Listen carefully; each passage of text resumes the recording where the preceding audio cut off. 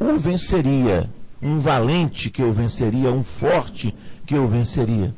E Satanás trabalha em cima dessa ideia e apresenta esse valente ao mundo, esse forte. É a primeira tentativa de se apresentar um anticristo no mundo, ainda antes da vinda de Cristo. Satanás apresenta então a Nimrod. Apresenta Nimrod, apresenta o filho de Nimrod, mais uma tentativa de apresentar um anticristo ao mundo, e apresenta a mãe. A mãe é uma prostituta, uma devassa que se casa com o próprio filho e que tem um filho, com esse filho, que é seu filho e neto, chamado Tamuz, que então passa a ser adorado como Deus Sol. Imagine que naquela sociedade a torre é construída para chegar até o céu. Esse é o objetivo. E nós vamos encontrar, né, os astros que mais têm representatividade até os dias de hoje, que são a Lua e o Sol. Não existe astros que estão tão próximos à Terra, que têm tanto impacto, né, na vida terrena, como o Sol e a Lua. São motivos de canções, de poesias, né, de adivinhações. A Rede Globo mesmo mostrava constantemente o horóscopo baseado nesses astros, né, para pregar mentira para a população. E até nos dias de hoje é assim. Jornais, outros veículos da mídia, a mídia divulgou muito isso sobre a astrologia, e até hoje a mídia divulga isso através dos exemplos que nós vemos dados pela mídia nas novelas. Então nós vamos observar que se hoje, com a tecnologia, se hoje as pessoas sabendo que na Lua tem a Terra, que o Sol é uma bola de fogo, nada mais do que isso, existem aí intelectuais, existem aí doutores, existem aí desembargadores, governadores, políticos de alta elite, prestando homenagem a esses elementos. Você imagina na época da Torre de Babel, quando um homem chamado Nimrod, com a sua mulher a rainha, conhecida como Rainha dos Céus, e o seu filho Tamuz, conhecido como Deus Sol, apresenta ali uma torre para que você visse de mais perto, né, o Sol e a Lua. Para subir nessa torre se demorava muito.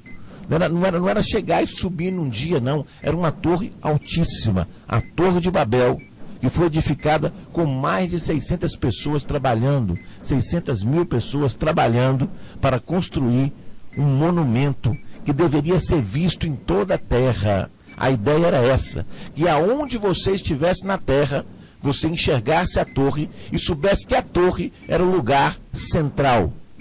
Essa ideia mundial, e Nimrod se torna um dos primeiros governantes do mundo, o primeiro grande governante do mundo. E por que Nimrod consegue tanto respeito, sendo ele apenas um jovem de 20 anos?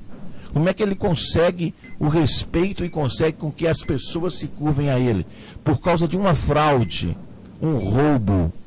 Conta-se na história judaica, grego-judaica, que a roupa que Deus fez para Adão e Eva, essa roupa foi guardada, foi passada de pai para filho. Matusalém guardou essa roupa. No final, Noé tinha essa roupa. E no final, Noé deu essa roupa para Sem. Conta-se, a tradição judaica, que esta roupa foi roubada pelo pai de Nimrod. Pelo filho de Noé, essa roupa foi roubada e depois foi dada a Nimrod.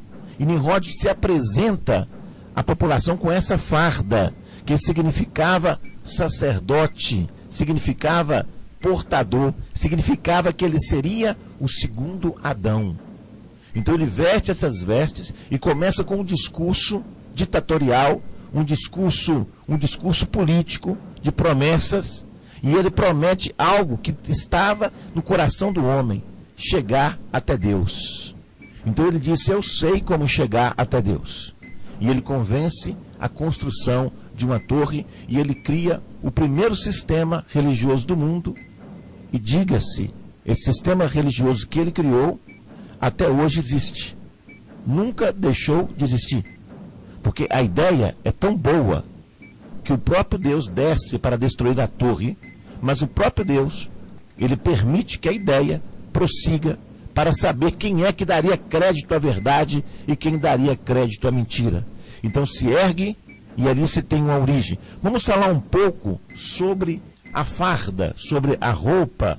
Vamos falar um pouco agora sobre a roupa de Nimrod. Essa história, né, que se encontra, né, dada pelos historiadores hebreus, pelos judeus, a história da roupa de Nimrod. Porque a roupa de Nimrod traz um segredo. Ele se apresenta como o segundo Adão. Quem conhece a palavra de Deus no Novo Testamento sabe que Jesus Cristo é colocado como o segundo Adão. Ele é verdadeiramente o segundo Adão. Mas quem se apresenta na frente é Nimrod, ali na Torre de Babel. Bem, apóstolo Ricardo Carvalho Dias, líder do M12. Eu sou o Bispo Fred, discípulo do apóstolo Ricardo, e faço parte da produção do programa M12 Minas, aqui de Montes Claros.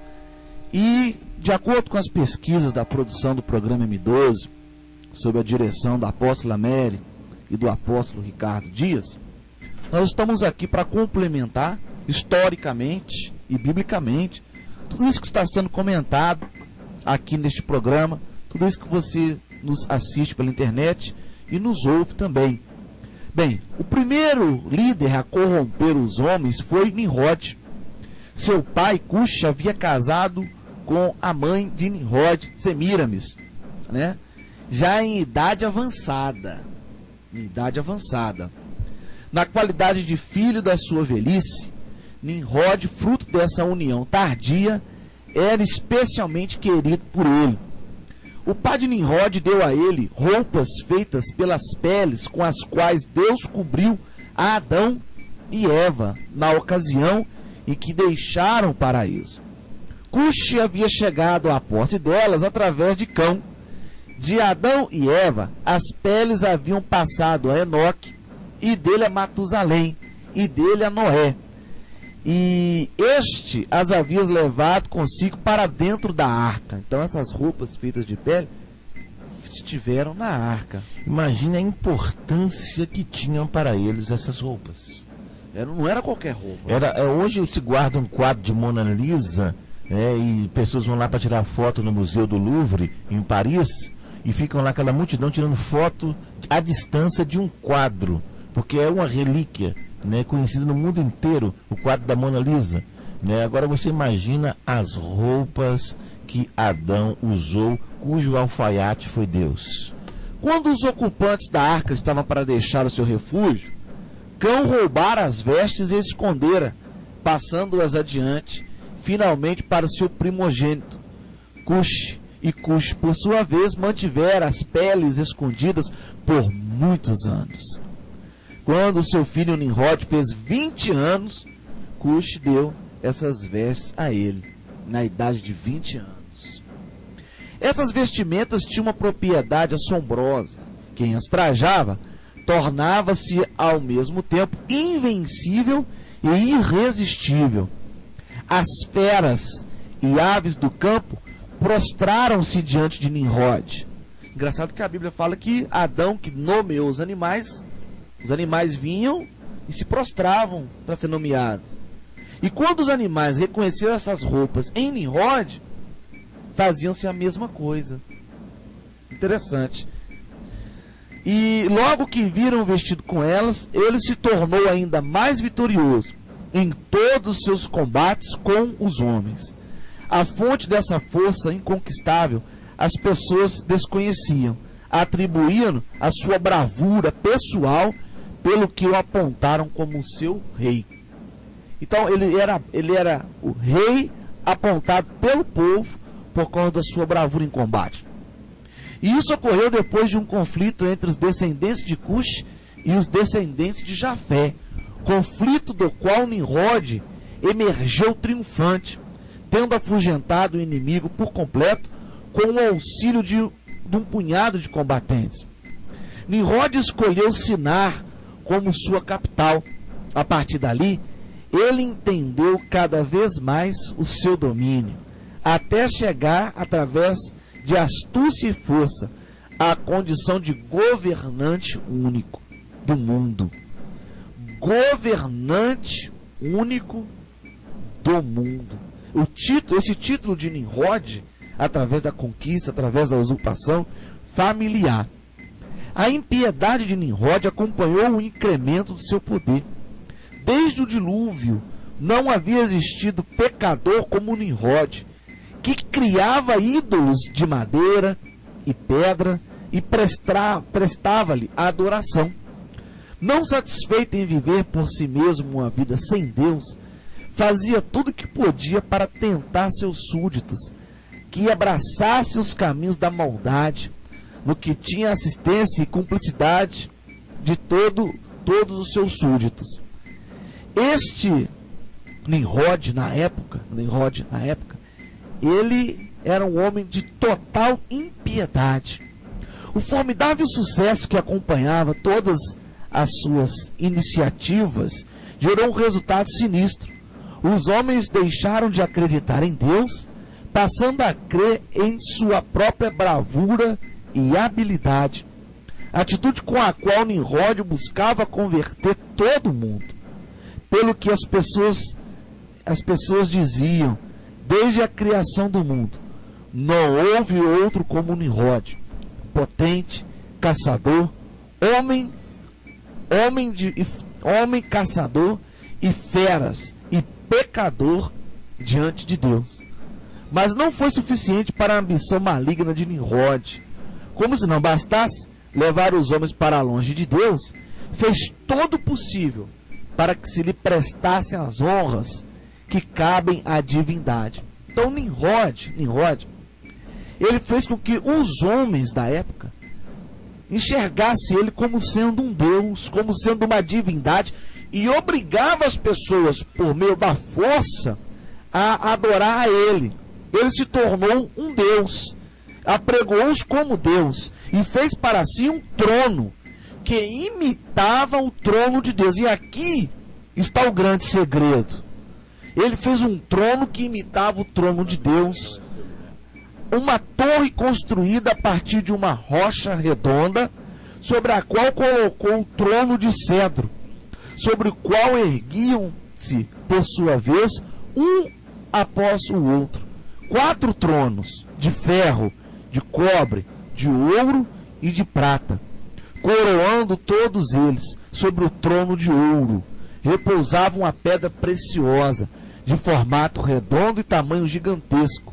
Essa servia-lhe de trono, e quando ele se assentava sobre ela, todas as nações vinham e prestavam-lhe divindade e adoração. Então Nimrod, ele montou um sistema religioso. Ele colocou um trono, e esse trono era erguido.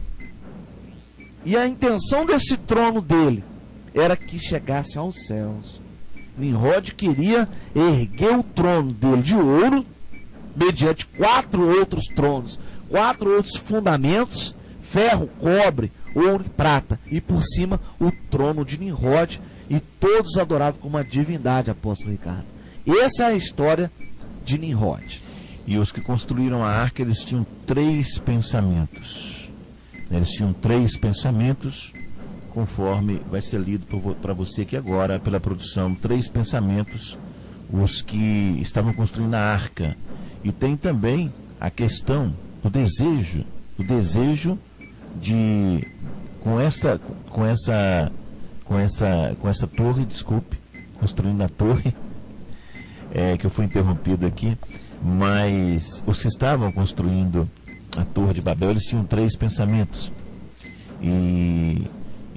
O desejo de Lúcifer de fazer uma restauração, né, na sua adoração. O Bispo Fred vai falar sobre isso. No livro de Isaías, no capítulo 14, no versículo 12, diz assim, para endossar a palavra que o apóstolo Ricardo, líder do M12 Montes Claros, acabou de citar aqui nessa linha de raciocínio, nesse entendimento, através deste programa. No livro de Isaías, no capítulo 14, no versículo 12, diz assim: como você caiu do céu, estou lendo na Bíblia NVI, Nova Versão Internacional.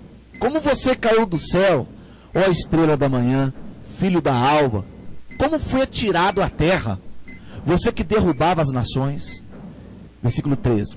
Você que dizia no seu coração, subirei aos céus, erguerei o meu trono acima das estrelas de Deus, e me assentarei no monte da Assembleia, no ponto mais elevado do Monte Santo. A perversidade e a religião de Nimrod,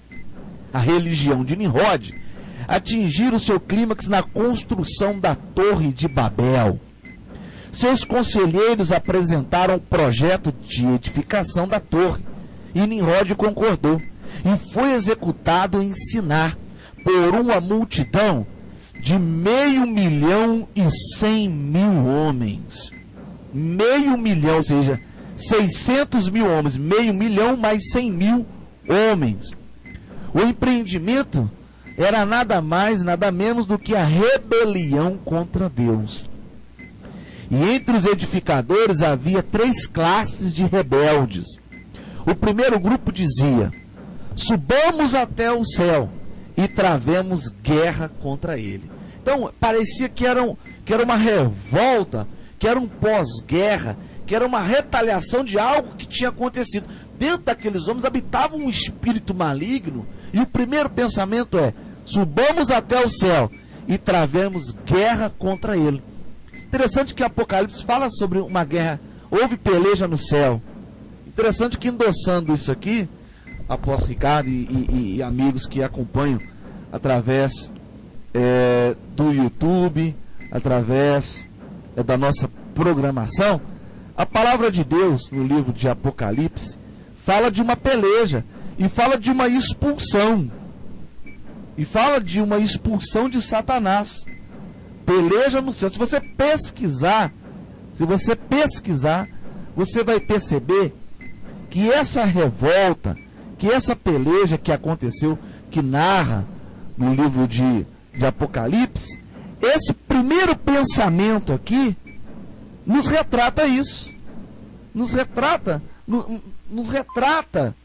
essa guerra que teve e a expulsão de Satanás do céu junto com seus anjos.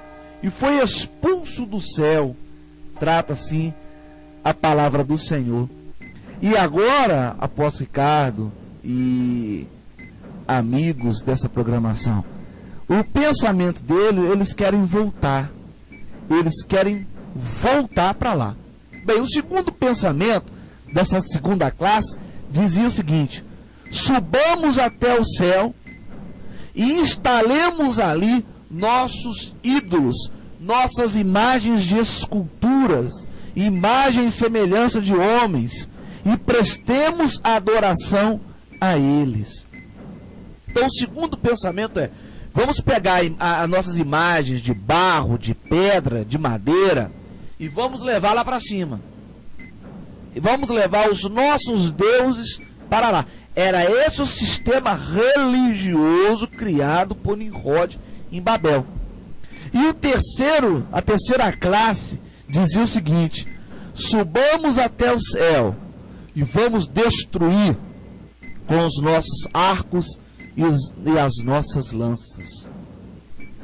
Então a terceira queria destruir o céu. Parece uma vingança. Esse sistema religioso está lá registrado em Apocalipse, né? Houve peleja nos céus, o dragão e os seus anjos batalharam contra o cordeiro, mas não prevaleceram. Então nós sabemos que a ideia é essa mesmo, a ideia de batalha, a ideia de guerra.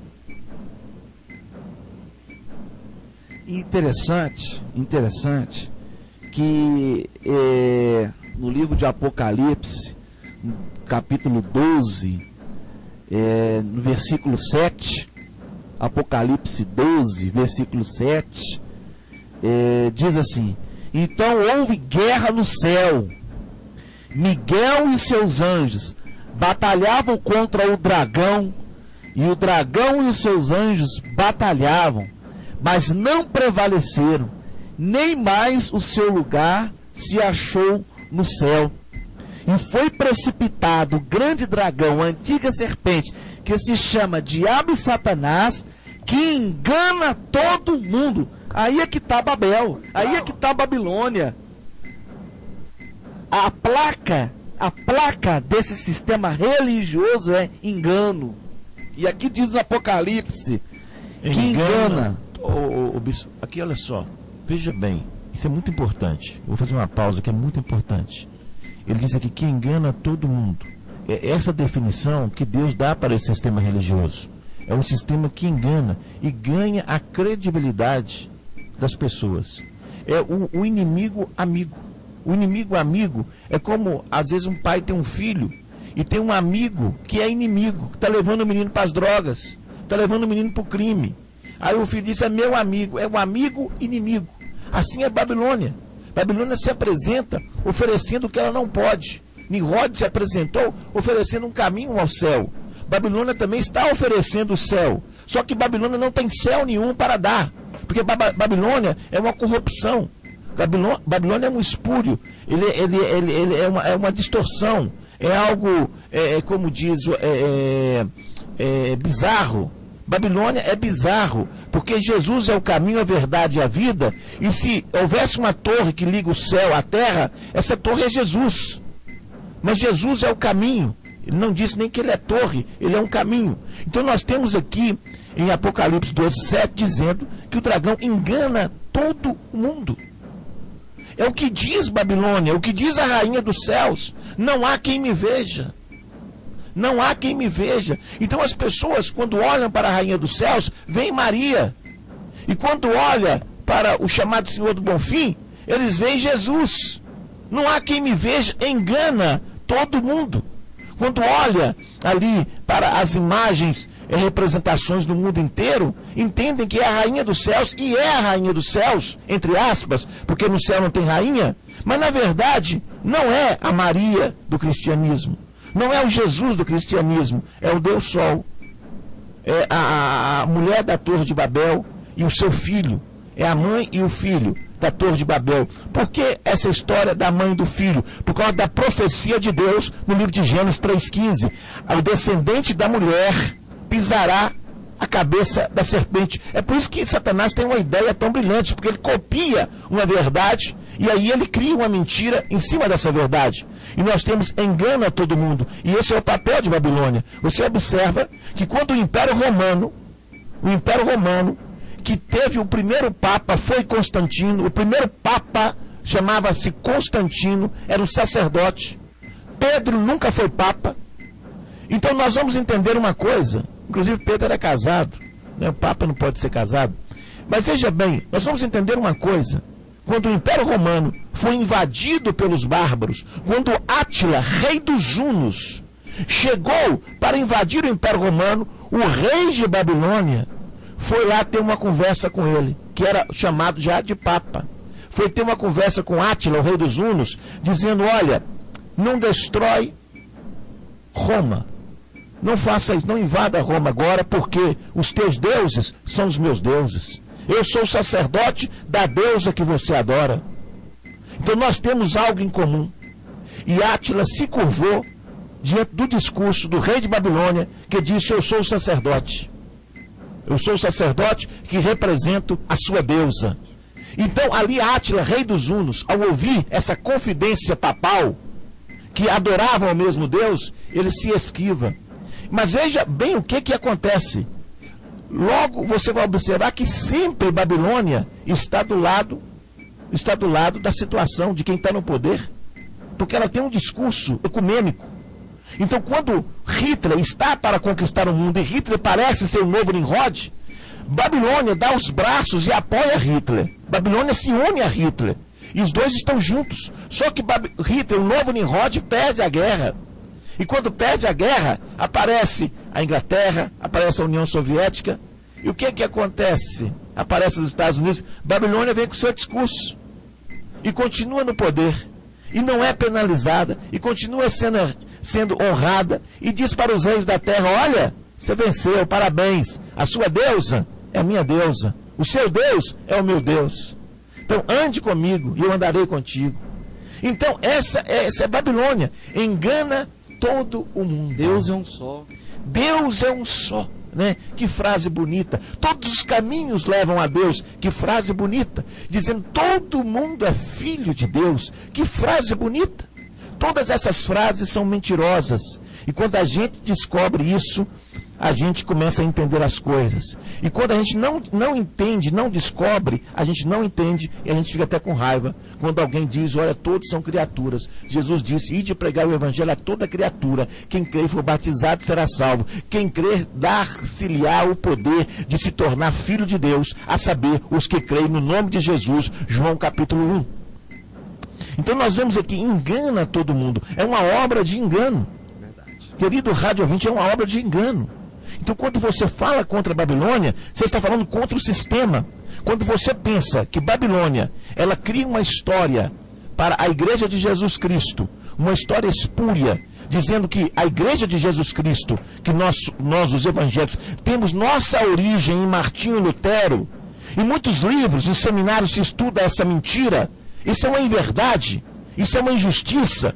A igreja de Jesus foi fundada ali em Cesareia de Filipe, ela foi fundada ali em Jerusalém, ela foi fundada pelos judeus. Os judeus são os pais da igreja. Os judeus são os pais da igreja de Jesus Cristo. É esse o povo que Deus escolheu desde o princípio. E a eleição de Deus não será anulada. E disse o apóstolo Paulo que a igreja de Jesus Cristo é um zambujeiro que foi enxertado à oliveira verdadeira. Que nós somos um ramo enxertado à oliveira verdadeira, e a oliveira verdadeira se chama Israel. O próprio Deus deixa nas Escrituras claro quem é quem. Nós não somos os maiores. Nós somos o quê? Nós somos um que vem debaixo da unção de Jerusalém.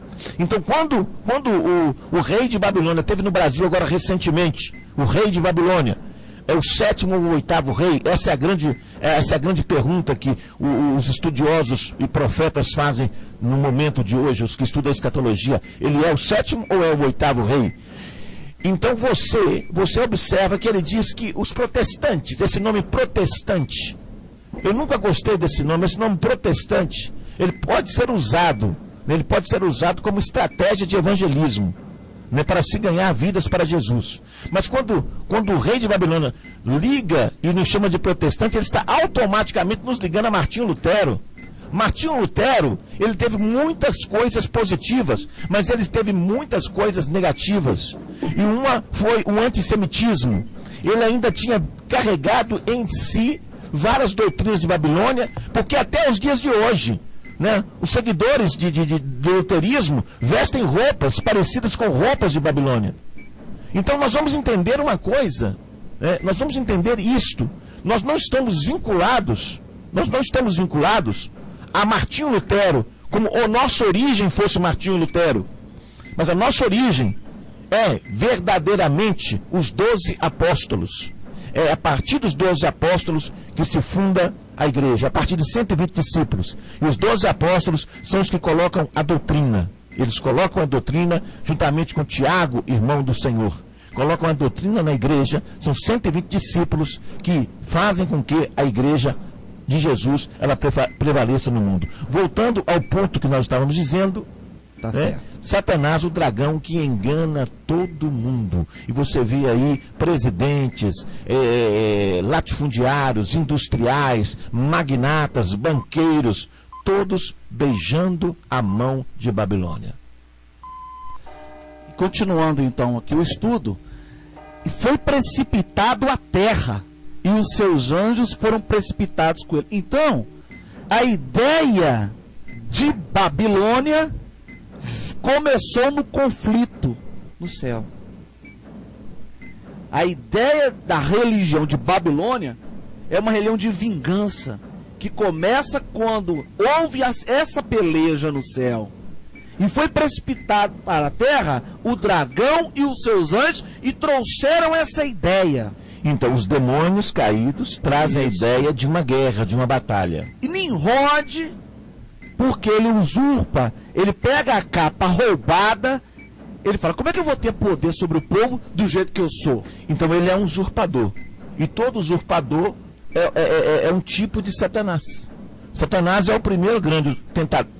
Usurpador, ele quer usurpar o lugar de Deus. O primeiro engano de Nimrod foi se passar por algo divino que não era, quando ele usa a capa adâmica, a roupa adâmica, para que as pessoas olhassem, para que os animais olhassem para aquela capa, enxergassem algo divino. Por quê? Porque em Adão estava a divindade quando ele estava no paraíso. E naquele momento em que ele engana todo mundo, porque ele se torna um rei na terra, menos a família dele, menos os semitas, menos Jafé, menos os outros descendentes de Noé, menos Sem, que dá origem aos semitas, porque sabia que ele era um ladrão, que havia roubado as vestes ali depois do dilúvio.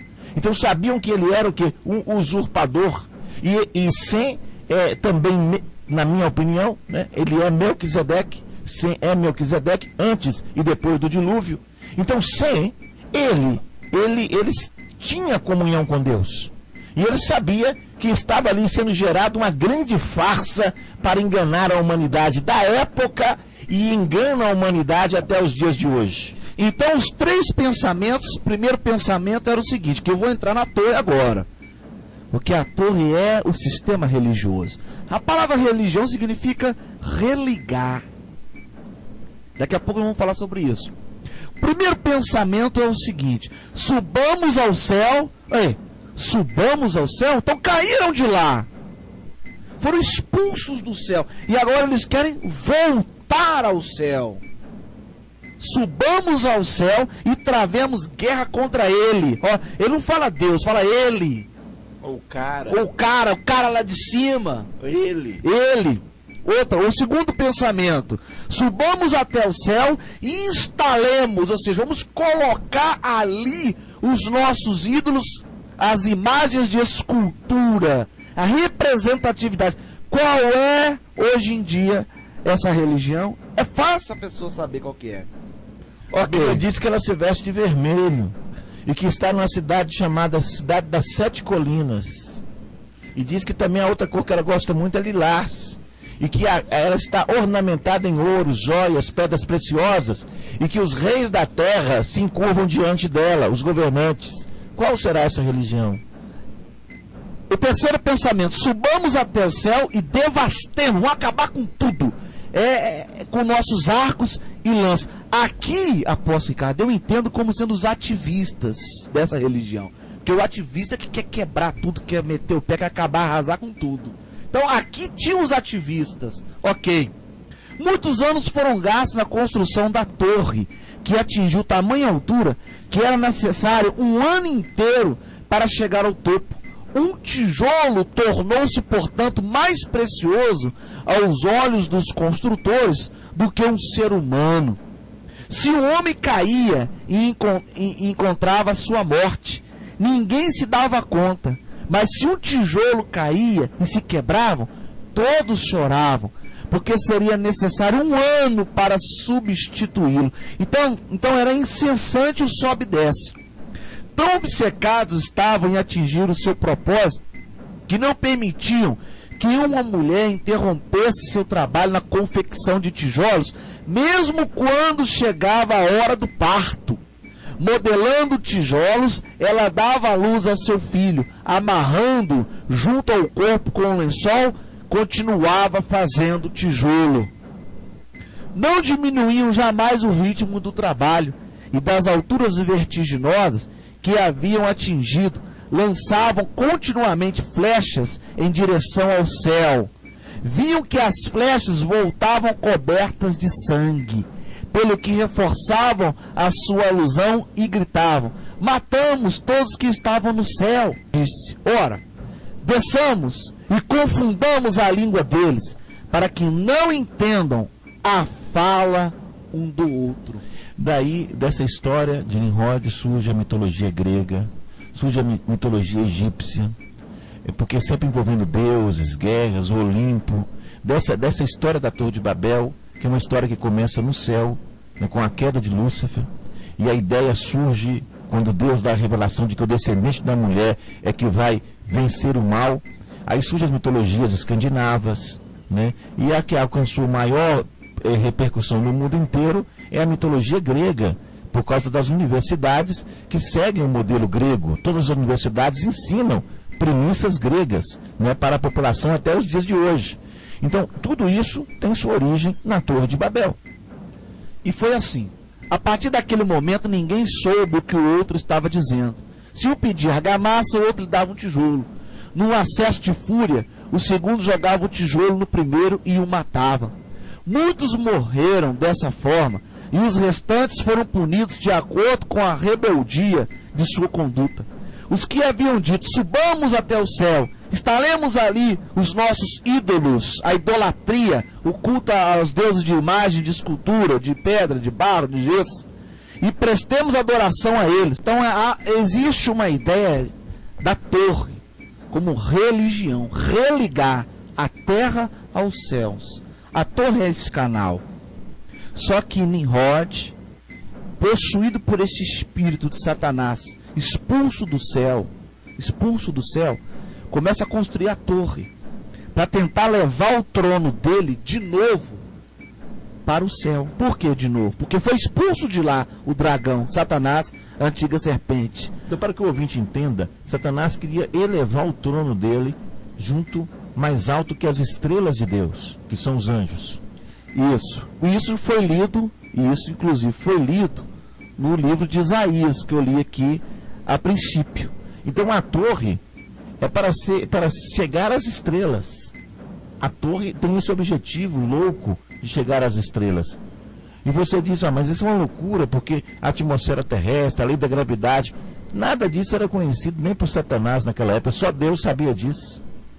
Então ninguém conhecia essas leis. Hoje você fala, mas isso é uma loucura, isso é uma burrice, mas ninguém conhecia isso. Só Deus sabia dessas leis da física e da química. No livro de Apocalipse, capítulo 12, versículo 12, de 12, diz assim: mas ai da terra e do mar, porque o diabo desceu a vós com grande ira, sabendo do que pouco tempo lhe resta. O sistema de Babel.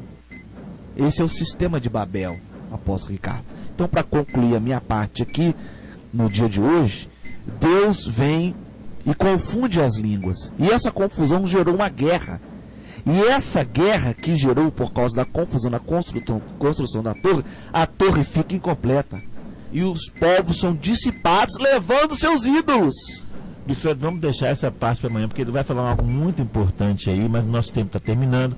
Prepara o seu copo com água, vamos orar nesse momento por você que está passando uma crise no casamento, por você que está passando uma crise no ministério, por você que está lutando, até mesmo pensando em desistir de fazer a obra, e você que está passando por uma guerra contra a doença, você que tem sido vítima de obras de magia negra. Vamos nesse momento fazer uma oração por você.